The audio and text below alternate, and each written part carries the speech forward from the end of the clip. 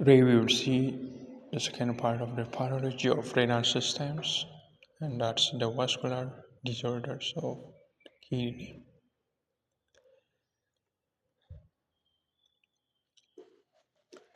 The renal vasculitis, or the inflammation of the renal vessels, may affect vessels of all size.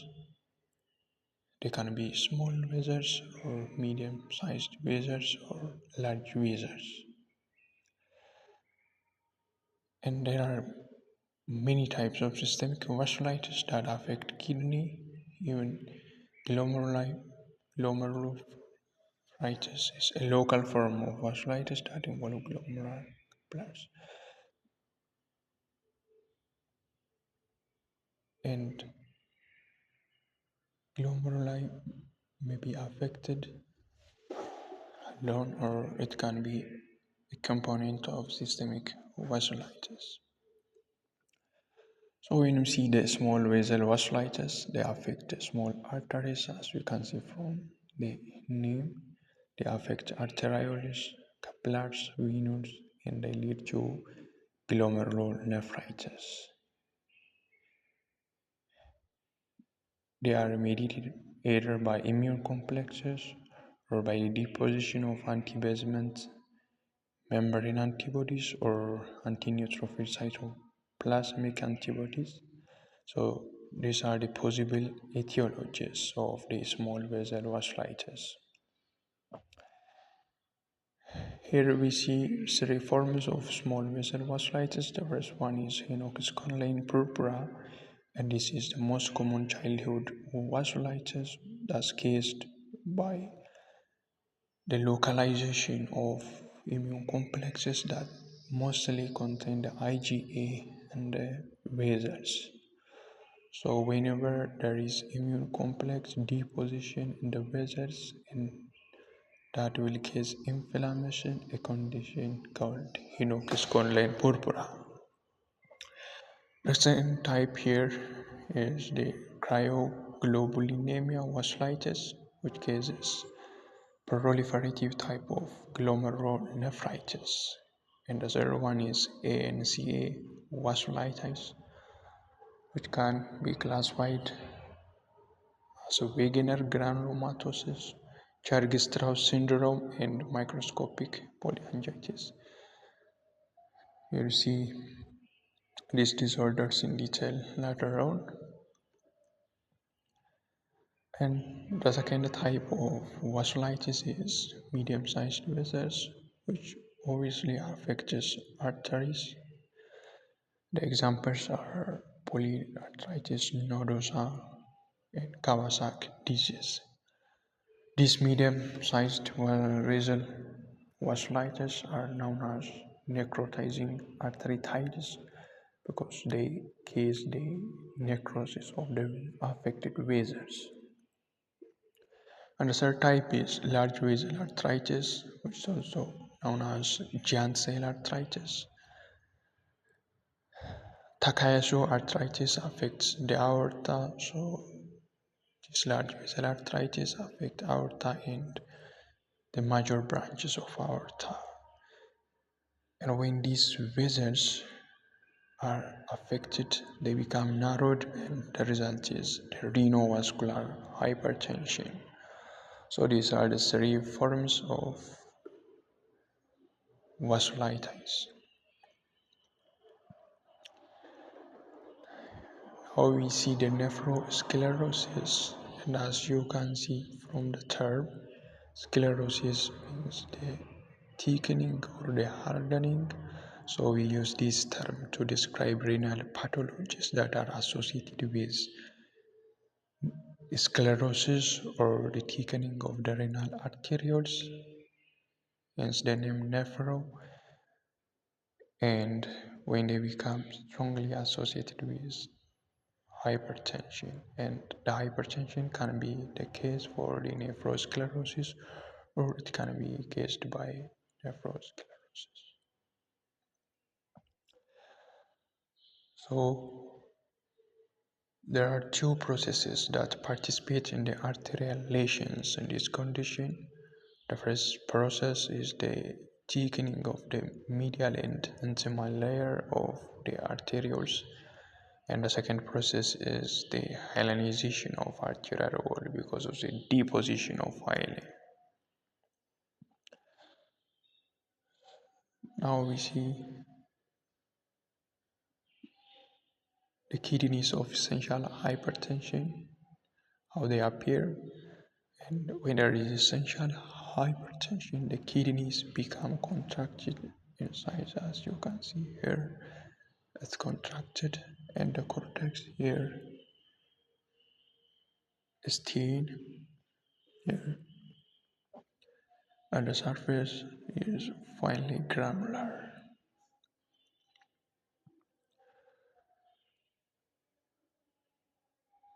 In the case of malignant hypertension, that's the pressure greater than 300 per 115 meter of mercury.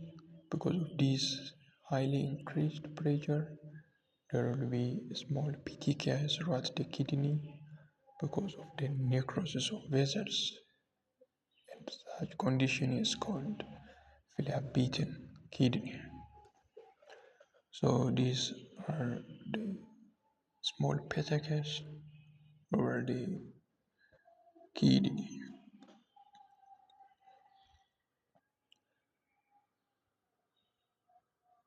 So these are the microscopic appearance of the hypertensive nephrosclerosis. So as you can see here, these three arteries here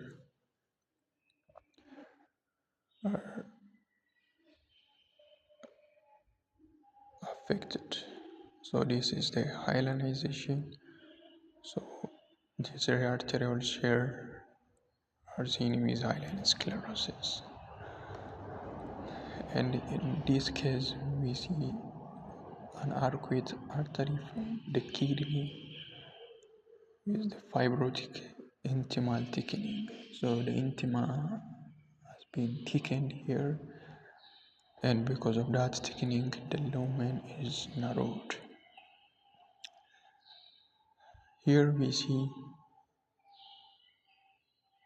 one glomerular is affected by the global sclerosis.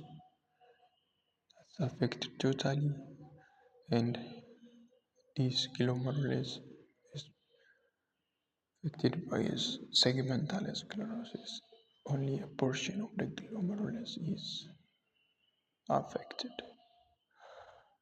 So in this case, there are tubular atrophies, the atrophy of the tubules, and there is also interstitial fibrosis and chronic inflammation are also the other findings, and hypertensive nephrosclerosis. So here we have another histologic section of kidney of malignant hypertension, where we see this fibrinoid necrosis of the small renal arteries.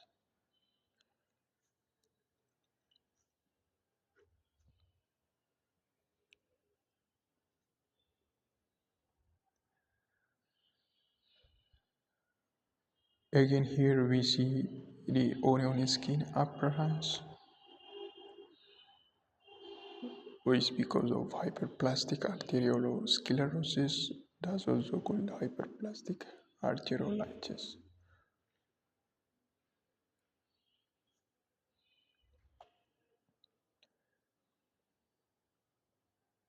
This is the gross appearance of cortical surface of the kidney in benign nephrosclerosis.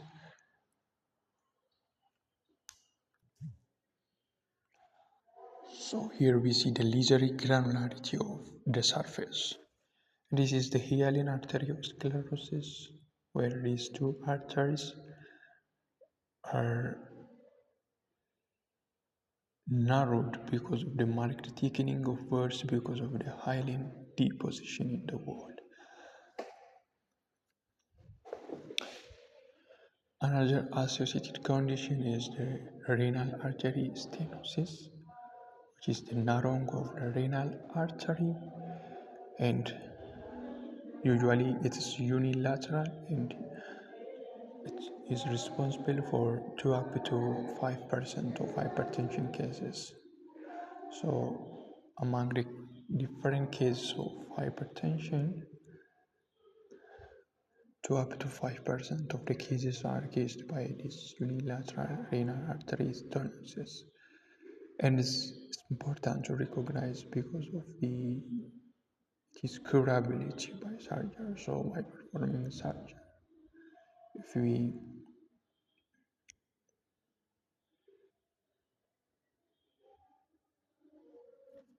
can be cured.